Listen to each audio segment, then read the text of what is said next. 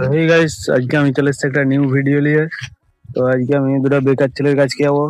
তো দেখবো ওদের কাছে সবচেয়ে দামি কি জিনিস আছে। তো দেখো ওরা ওখানে বসে আছে, ঠিক আছে।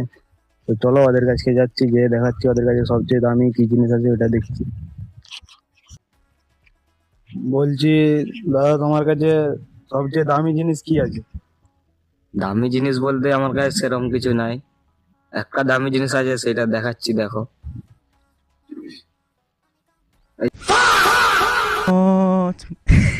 এটার নাম হচ্ছে ধুম্বা চালে X24। আর এটার দাম কত? দাম হবে ওই 1,70,000 টাকার মতো। আর দাদা